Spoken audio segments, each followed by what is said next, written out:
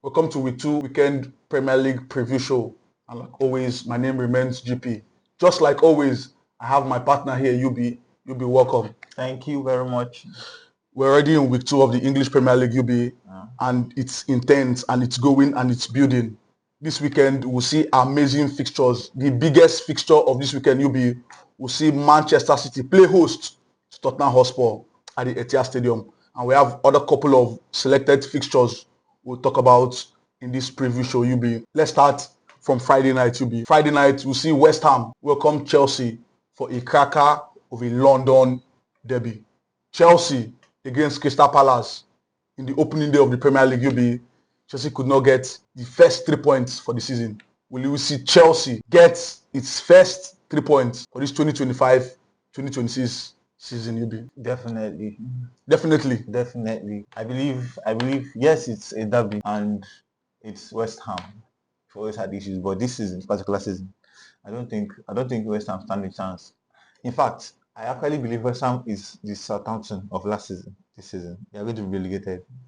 I'm calling it now. West Ham are going to be relegated this season. First of all, we have a lot of things to prove to them. That I don't know. I'm very sorry, but I don't believe Potter knows how to coach. Actually, You'll be talking about Potter. Let's not forget Graham Potter with Brighton. Judging from the number of coaches that have gone there and still managed to do well, you will just see that it's the structure of the club and also the players that is making Brighton what it is. Graham Potter was so good that the new Chelsea owners brought him to Chelsea. How many players that played under Graham Potter are still there now? With Chelsea. Are still there in Brighton right now, are still playing under this new coach, under Hodela. Some couple of players, they are small, but the core, all the important matches they've changed. Yeah. So you know that the issue, the main thing is the club is run well. Talking about West Ham, maybe on the opening day of the Premier League, their first game they lost scandalously 3 goals to Sunderland, who just gained promotion. When we compare Sunderland to a West Ham who is an OG in the Premier League, someone who got promoted in its first game beat you 3 goals to nil, UB. Should this be a warning signal to West Ham and Graham Potter? I don't say it's too late because Shamrock is still open because they've not brought in any really notable signing. The Sunderland that just came from Championship have made their signings have made more sense than the West Ham that are trying to stay up. So I don't think they are serious. So they should just expect to go down this season. They can't escape it. Is it not too early to call? It's just one game. Early. It's just a matter of just do your homework and your analysis. You will see that these people are not ready. They're not ready to stay this season now. They can. They've escaped it for a while now. Yeah. For how many seasons now? And now they don't let Moyes go. Imagine winning Conference League few seasons ago, and they are going to relegate this season. Wow, that's bold. So there is a big thing that we'll call Ordinaro, but there is a demolition. Yeah. Because that is what Sunderland gave them 3-0. Do you know what 3-0 is? 3-0 is PSG against Chelsea. Let's talk about. Sorry, let's go.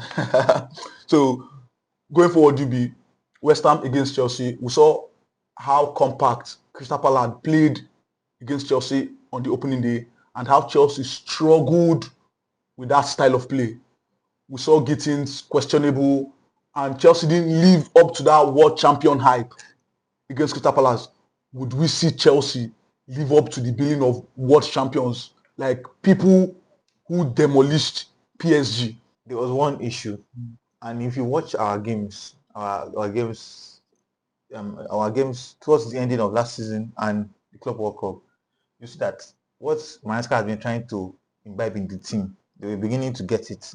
Our attack starts either from keeper forward or from defender to the midfield.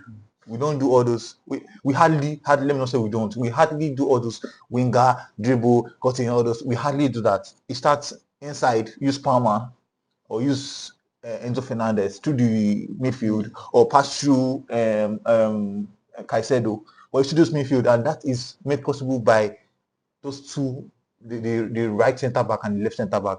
While Kobe is whipping in those passes from this side, either Chaloba or Tosin is whipping in that from the other side. we did not have those. And Chaloba could not really do it because he had to be switching because what you get, they were switching. And Achampong is not that guy.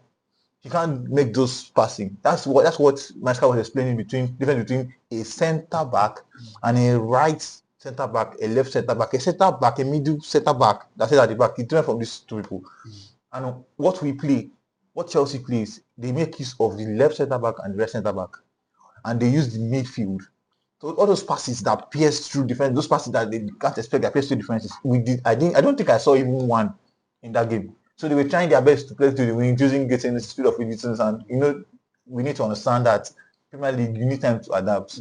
Not just come and when you're not Alan. You need time to settle. Even Alan needed a while to settle. The first few weeks he came, he did not really settle well. So you're a winger, you're coming to Premier League, you need some time to settle. And he's coming from Germany. The intensity is way different. Talking of adaptation, we saw Extavo when he wanted to come on. We saw the cheers of Chelsea fans. Will you see this young man, this 18 years old, start against West Ham? Would you want to see him start? I would really love to see him start, but the problem now is that he's not right. He's not quite there. Yes, he has the dribbling and the everything, like I just said now. Except Maesca wants to switch from the pattern, and now because of the injury and everything, switch the pattern and start using the wings. Because the only thing we do with the wings are maybe Pedro cuts in, puts in a cross, and all that. But you see all those shenanigans, we know he's good at. Unless we start playing it now, it's not what we are known for. Like, not what we're known for past few months. So unless he wants to do that, then we are going to see Pedro start again, Pedro Neto. Because what we need Estavo for is for all those dribbling and all that. He doesn't have the body. Because you know what Premier League is. It's not like he's not going to use. He has to learn, but then he doesn't like. He's going to be bullied a lot of bullying. You saw in that game. Was it Mitchell? Mitchell, yeah. Was giving a lot of issues. Yes, he dribbled past a few times, but then he was a bit bullied. We would love to see him, but not yet. Let's ease him in. Let's not because Chelsea fans, they are happy. Oh, shouting. If he does that for 5-6 times, that they bring you in and they'll bully you, it's a switch, It's a switch. To just start hearing, please, it's not for this game. Which game will it be? True. So Chelsea fans can be very cruel sometimes. So I think we should just ease him in. That's what I'm saying. All right, ease Estova in. West Ham, Chelsea, what will be the scoreline? What do you think the scoreline will be?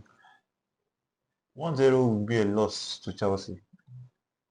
Chelsea losing 1-0? No. Or Chelsea winning 1-0 will be Chelsea a loss? winning 1-0 will be a loss. It will feel like a loss. Wow, after coming from the back of a draw, winning 1-0 will be a loss? That does not matter. So, if someone can beat West Ham 3-0, if you are calling me a fluke, I'm expecting Chelsea to do at least 2-0 or 3-1, or I just need a 2-goal difference, a 2-goal margin. Well, so let me just say, judging from everything, let's just say 3-1.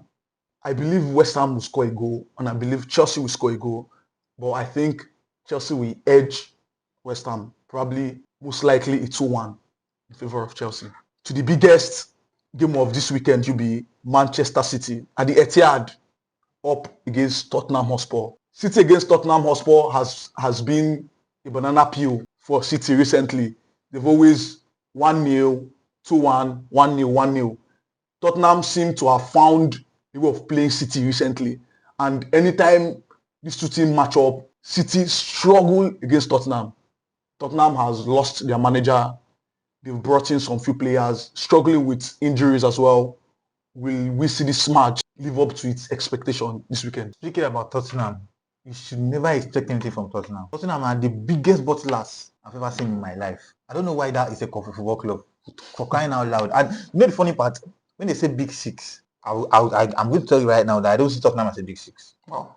I'm very, very serious. So that's beside the point. So yes, Tottenham have been trying, and Thomas Frank also their coach. Even when with Brentford, I think he has beat Man City a few times. They've drawn. Man City has always beat. So it's not new to him. But then you understand that the trainer that the trend Guardiola is coming with this season.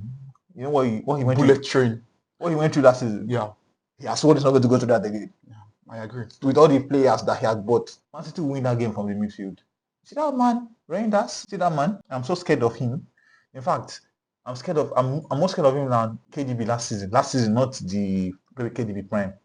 Like, that was an upgrade from the KDB of last season. You know, when you lost KDB, I was like, KDB, how will you lose that? Maybe you just drop on you. You shouldn't lose him. But when they went for Renders and what I am seeing him deliver, what I have seen him play, that was a massive upgrade. Massive upgrade.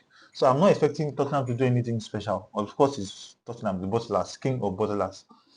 So I expect Man City to do the... Yes, I understand what you're saying. Over the years, the whole rivalry and stuff, not really rivalry, because Man City is going to... But I don't expect that in this particular game. I expect Man City to enjoy them. Yes. Yobi, this fixture last season, I remember the first leg ended 4-0 in favor of Tottenham. They demolished City. They played City 3 times last season, Yobi, and they won twice. City managed just 1 win. I think the tail end of the season, they just won 1-0. And against Tottenham, who has belief over City, they believe they can put up a good fight. They believe with their new coach, who is doing something good a bit, they can match up to this City team. No disrespect to City. City came into this season with so much hope, so much expectation. They won their first game 3-0 with Haaland getting 2 goals. And this man is firing yet again this season.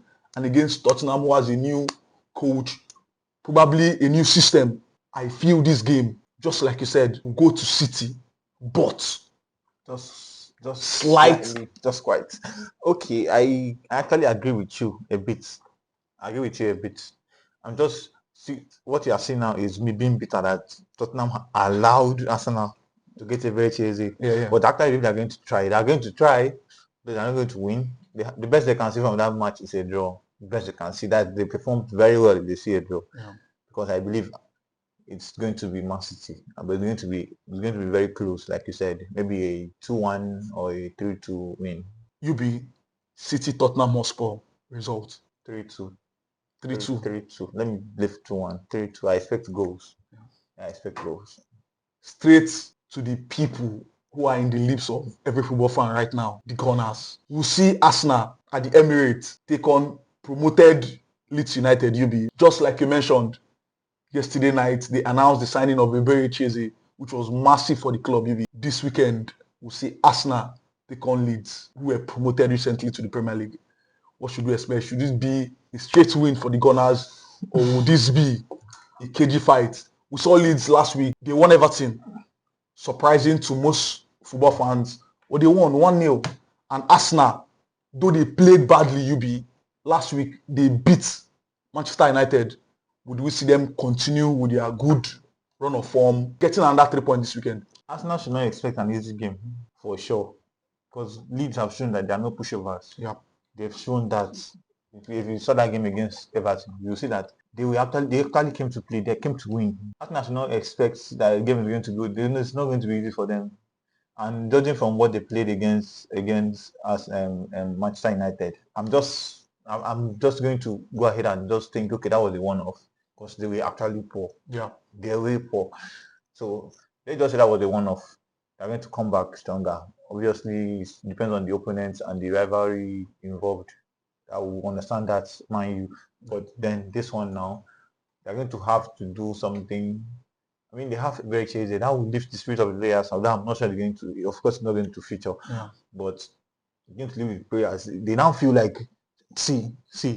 I'm saying it now. I feel Arsenal are a very serious team now. Yeah. A very serious team. Nobody should be joking with them. All those doubts. I think with this buy, they bought every other person. The shout was just normal. I think the best they got was the Gyökeres buy, and that got a little bit of shout. But this Eze is crazy. Premier League experience, Premier League proven, better player, better upgrade. It's crazy. And Eze is so versatile. He can play from the right. He can play from the midfield. He's a good ball carrier. Like there's just a lot. It's just a lot he can do with this guy. So I feel Arsenal are going to win the game. Really, it's not going to be the win, but it's not going to be easy. Yeah. That's what I'm saying. It's going to be like close. It's going to be maybe a 2-1 win.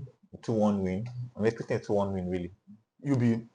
What makes champions in the Premier League is your ability to get 3 points despite you being the second best team of the day. And Arsenal showed us that in the first game against Manchester United. And Leeds overcame Everton too. But this game will be a bigger test for Leeds against superb Arsenal, against second runner-up of the league last season. Will we see Leeds put up a good fight, easy win, cruising for the Gunners? It's never going to be an easy win.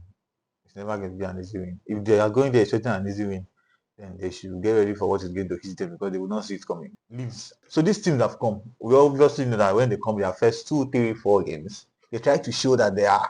It's only Nottingham Forest. Not Nottingham Forest. There are 3 clubs that came from the championship.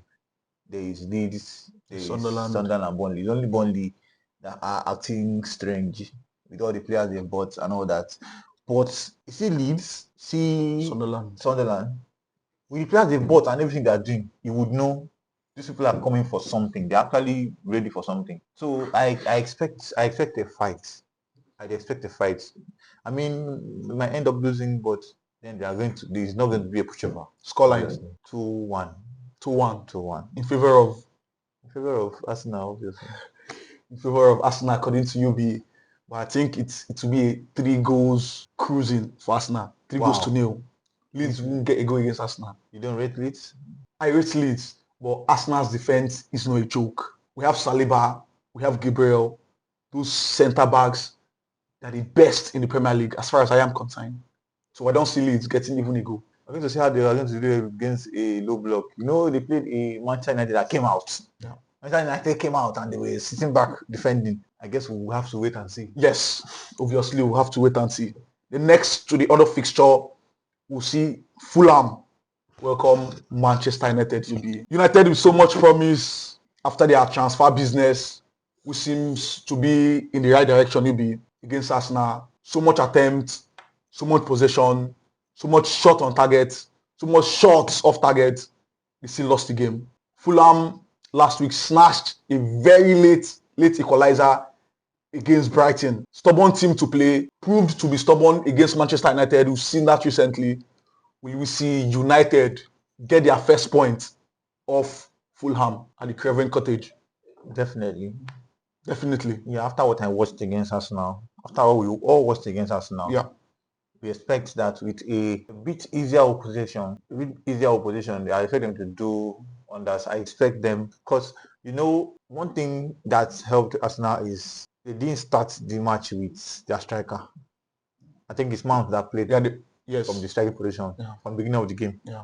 If they started that match and they have enough time now, so we are expecting Sesko to start. Yeah. I'm expecting Man U to just win that game. From what they played, I mean, they have killers from both wings now. Because what I watched from Bremo, his speed, his agility, his intelligence. He's tricky. And not just him, Cunha on the other side. What I watched from them, it's very, very convincing. Like, I'm convinced that we are going to see a different Man U this season. And I'm expecting them to beat Fulham. Yeah, Fulham, the past season, they've tried to come up, but then this season, I just expect Man U to win that game. Last season, I think statistics favors United. Last season, they won home and away. Yeah, I remember that first leg. Yes, Zegzi. First game of the season. Yes, Zegzi with the only goal of that game, and United with more improved attack. We expect them to win. Properly improved attack. Yes, properly improved attack. You have Cunha, you have Mbeumo, you have Sesko as your number 9, and Bruno Fernandes at the back of these wonderful attackers. It should be a cruise for United this week. The scoreline will be 2-0. 2-0. I don't know why I'm agreeing with you on this. 2-0 to United. One goal from Cunha, one from Sesko, and that's it. You don't think Mbeumo will score? No. I think Mbeumo will score before Cunha. Wait and see. Okay. Who gets the first goal? Straight UB to the Merseyside derby. Monday Night Football. This will be the last game of this weekend Premier League fixture. We'll see Newcastle United welcome Liverpool, EFL Cup champions versus the league champions UB. We saw this reversed fixture last season at Wembley. Newcastle ran away with the trophy, EFL. against Liverpool, and this season, this fixture up again. Will we see Liverpool after what they did last week? 4-2 winners over Bournemouth, and Newcastle played a goalless draw last week. Where will this one go to? Liverpool or Newcastle? So there's a lot going around Newcastle in the whole Transfer saga. back and forth Yep, with Isak. Isak. So I expect Liverpool to capitalize and win that game. It's not going to be easy, as usual, because it's a derby. Yep. Every matches are never easy. So I expect Liverpool to win. Well, Newcastle will be a tough fight, judging from the confidence that they can do it. Yep. They did it in the final last season. So they're going to be very confident to do it this season. So I expect Liverpool to win, and with all their new toys, ammunitions.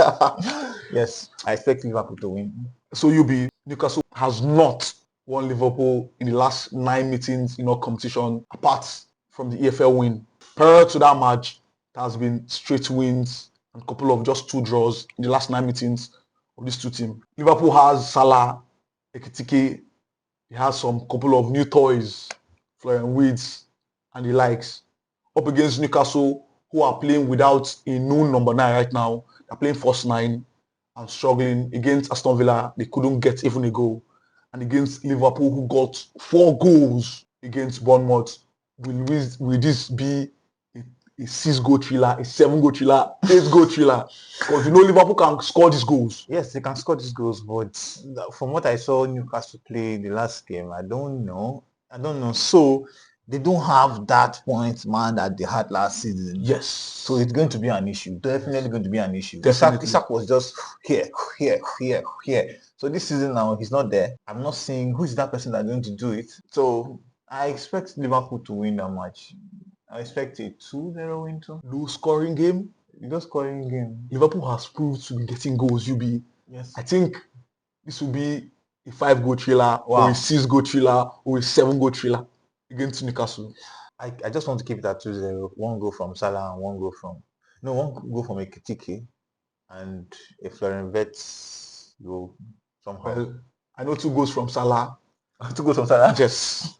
Possibly a hat-trick from Salah and probably Ekitike 1 goal. That's 4 goals. So if it's one thing that Newcastle are going to do this season, their defense is going to be a bit better. So I don't expect that much goals from that Salah end, but okay. So guys, the conversation continues in the comment section. Don't forget the fixtures, the predictions. Drop your predictions in the comment section.